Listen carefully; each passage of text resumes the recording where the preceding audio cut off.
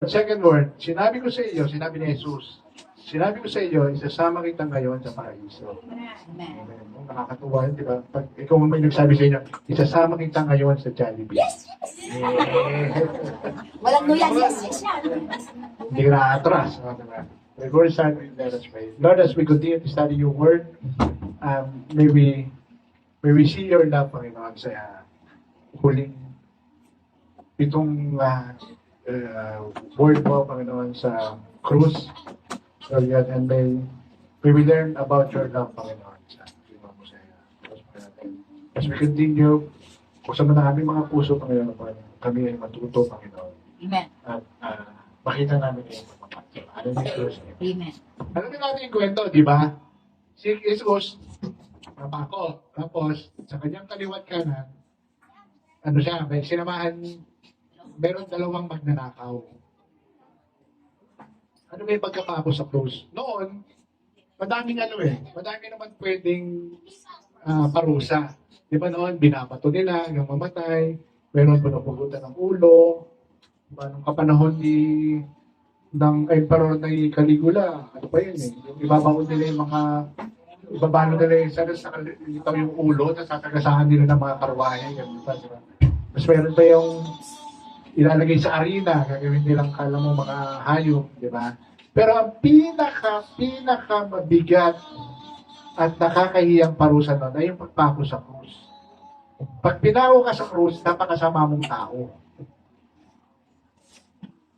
Kaya nga, nung pinako si Jesus, may kasama siyang dalawa. Ano pangalan nun? Pinangalanan nila yun di ba? Pinangalanan nila yun Hindi, si Kyle. Kasi yung ating mga kapatid sa ibang pananampalataya, binigyan nila ng pangalan. Bigyan natin ng pangalan. Yung isa, si kaliwa. Yung isa, si kanan.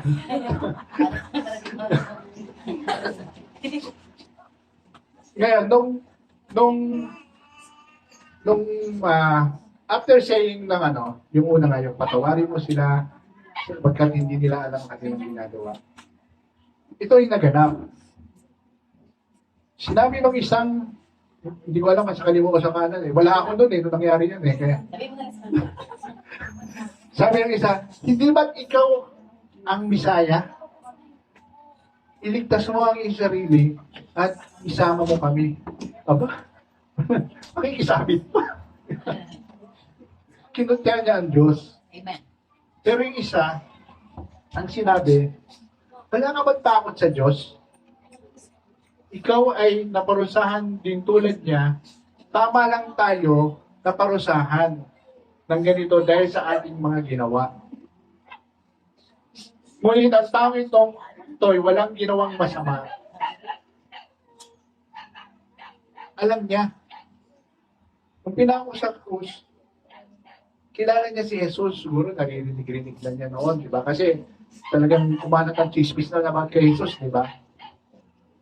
Kaya nga yung mga Pariseo, selos na selos, inggit na inggit, mas sikat si Jesus noon kaysa sa kanila. Hindi nila matanggap. Tapos si Jesus ay nagtuturo na taliwas sa kanilang paniniwala sapagkat nung dumating si Jesus, ang dala na niya ay grace. Amen. Hindi na. Noon kasi, ang kaligtasan ay law. Susundan mo yung batas. Pero nung dumating si Jesus, pinapakita niya na it's by grace na tayo masisave. Amen. At sinabi nga nung isang magnanakaw, Jesus, alalahanin mo ako kapag naghahari ka na. Alam niya. Pero makasalanan pa rin siya. Pero kilala niya si Jesus. Alam niya Diyos si Jesus. Siyang nakapako, alam niya Diyos si Jesus. Dahil pa yung mga nasa baba, mga nangungutya sa Kanya. At sinabi nga ni Jesus, sinasabi ko sa inyo, isasama kita ngayon sa paraiso. Ano makikita natin dito? Unang-una, totoo yung sinabi ni God. For God so loved the world, that He gave His only begotten Son, that whosoever believeth in Him should not perish but have everlasting life. Totoo, maniwala ka lang. Yung isang magnanakaw, naniwala ba? Naniwala? Sabi nga niya Wala ka bang takot sa Diyos? Alam niyang Diyos si Jesus. Naniwala siya. Alam na niyang Diyos si Jesus. Ang kasama nila ay Diyos. Hindi niya nakita yung sitwasyon nila. Nakapako dito eh. Paano magiging Diyos yan? Pero siya, naniwala na siya agad na si Jesus ay Diyos. Alam niyang banal si Jesus at hindi niya deserve na mapako doon. Anong makikita natin dito? Ngayon, makikita natin dito, pag dumating tayo doon sa part ng buhay natin ng naghihirap tayo, talagang lowest down in our life, gano'n, talagang isinumpa na yung buhay mo. Dalawa ang nangyayari, di ba? We question God. God, mahal mo ba ako? Bakit ako dumadaan dito? God, totoo ka ba? Bakit ako naghihirap? Bakit ako may sakit ngayon? Yung isang magnanakaw, ganun ang reaction niya. Kinestyon niya agad, di ba ikaw ang Mesaya? Iligtas mo ang sarili mo. Tayo minsan, ganun eh. Pag may nangyari sa ating masama sa buhay, Lord, nandiyan ka ba? Bakit mo ako pinabayaan? Pero yung iba, mas nakikita nila ang pagka-Diyos ni Jesus. At yun yung tinuturo sa atin. Sinabi nga eh, pag dumating ang time ng trouble, dumating yung isang ba yun? Anong ano yun? Praise God, still praise God. Hindi yung magiging masaya ka kasi wala kang pera. Hindi yung magiging masaya ka dahil may sakit ka. Hindi yun ang sinasabi. Sinasabi ni God, praise God, purihin mo ang Diyos dahil pinapalakas niya iyong pananampalataya. Sana ganun tayo. Pag dumating ang kahirapan, pag dumating ang pagsubok sa ating buhay, mas makita natin ang Panginoon. Hindi yung mas lumalayo tayo. Diba? Yung iba mas lumalayo eh. Diba? Oo, mas ma-pride pa. Tama ka doon. Bakit nga ba yung Bakit nga ba yung isa kinutya na si Jesus? Kasi sa pride, o yung yabang, arrogance, nakapako ka na sa krus, ang yabang mo pa. Diba? Kinutya mo pa yung Diyos. Samantalang yung isa, nagkaroon ng pananampalataya. Nagpakumbaba siya, naniwala siya. Ano yung difference nun? Yung ma-pride na tao kasi, tumingin sa lupa. Bumaba ka dyan, iligtas mo kami. Bumaba ka dyan. Pababa ang tingin niya. Yung isa, sa kingdom na nakatingin. Sa langit na nakatingin. Diba? Kaya, mas lumakas yung faith niya. Tayo ba, pag dumadaan sa pagsubok, saan ba tayo tumitingin? Sa baba o sa taas? Jesus. Ang sinasabi dito, tumingin tayo kay Jesus. At sasabihin sa iyo ni Jesus, isasama kita ngayon sa paraiso. Naghihirap ka ba ngayon? Isasama kita sa paraiso. Itatawid kita dyan. Amen. Hallelujah. Amen. Yun yung sinasabi. Pangalawa, anong makikita natin dito?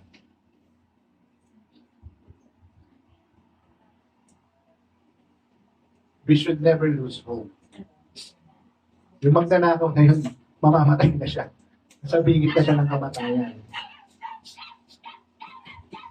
Pero hindi siya nawala ng pag-asa. Tumawag pa rin siya sa Panginoon. Isama mo ako sa iyong pag-ahari. Sa panahon ng pag naghihirap tayo, huwag tayo mawala ng pag-asa. Katagin nyo lang si Jesus. Ang gawin nyo lang ay tumawag sa Kanya. And huwag tayo mawala ng pag-asa. May mga tao ba natin gusto nating madala sa simbahan? May mga tao tayong mahal na gusto natin. Huwag kayong mawala ng pag-asa. Kahit na sabihin mong naluluin, wala na pag-asa yan, nalulong na sa droga eh. Ay, wala na pag-asa yan. Member na ng sindikato eh. Ito nga, magnanakaw, nakapako na sa krus. Naligtas pa. At kung totoong mahal natin yung mga taong yan, mga kaibigan natin, sino ba yan? Kapatid natin, kapitbahay natin, magulang natin, mga anak natin, yung mga hindi paligtas, kung totoong mahal natin, sinabi sa 1 Corinthians 13:7, love never gives up on people. It never stops trusting, never loses hope, never quits. Amen. Hanggang buhay pa yung taong yun. Kahit nasa bingit na siya ng kamatayan, may pag-asa pa rin. Patuloy natin i-share ang gospel sa kanila. Kahit paulit-ulit ka, huwag kang mawalan ng pag-asa. Yun nga, mamamatay na, naligtas pa. Pangatlo, ano ang makikita natin dito? Pangatlo, that we must be careful placing judgment on people. Siguro kung nandun tayo, sa kapako, ay, baka magdala ako, ganun. Wala nang pag-asa, talagang mamatay na kayo. Makasalot kayo sa lipunan. Eh, ba't yung isa doon, kasi pa. Yung isa nga doon, yung Diyos. Diba? Sabi sa John 7:24, do not judge according to appearance, but judge with righteous judgment.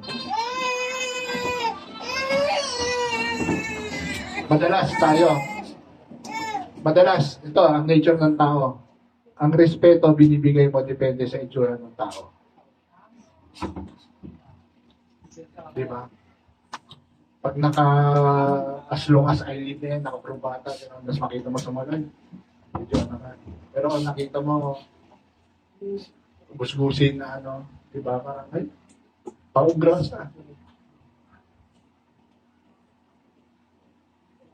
And tayo, kahit yung sa mga kapatiran natin, sometimes we judge them ng, yung ginagawa nila. Ay, wala nang pag-asa yan, makasalanan niya, pasig-pasig pa, makasalanan naman. Hanggang ngayon naman, hindi naman nagbabayad ng buwis yan. Ngayon, pag-ising pa lang nangaaway na ng kapitbahay yan, puta ngayon na yan.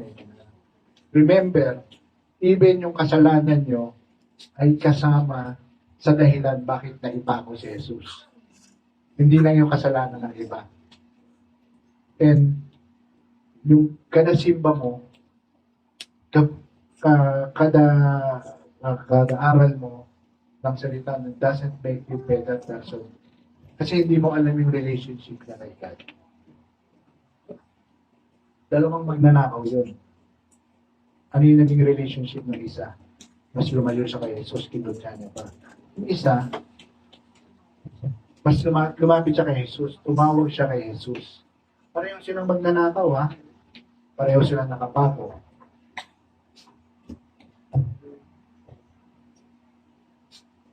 Di ba? Sabi naman, we are not to condemn and we are not to be judgmental. Rather, we should make evaluations. Ano ba yun? Ba't pa ganyan yun? Ba't sungit-sungit yun? Parang hindi Kristiyano, sungit-sungit. Hindi natin alam. May pinagdadaanan pala. Hindi natin alam. Papagalit lang sa kanya ng nanay niya. Ganun. Hindi natin alam. Mapuputulan na pala sila ng kuryente. Kaya mainit ang ulo. I-nudge natin. Nagkasala pa tayo. Diba? Evaluate natin. Hindi natin alam ang pinagdadaanan. Bawat isa. And by doing that, you are sharing na sinabi ni Jesus na isasama kita ngayon sa paraiso. Kasi when we show love, when we show kindness, sinishare natin yung kingdom ni God. Sinishare natin yung pagmamahal. Sabi nga if you have to choose between being right and being kind, choose to be kind. Bakit? Kasi yun ang utos ng Diyos. Be kind. Because love is kind. Amen. Amen? Doon po nagtatapos. Okay. And I just hope na when things go bad, we don't lose our focus kay Jesus Christ. Hindi tayo titingin sa lupa, at titingin tayo sa langit. At sabihin, isama mo ako sa iyong kaharian. At sasabihin ng Diyos sa iyo, sinasabi ko sa iyo, ngayon ay isasama kita sa paraiso. Amen.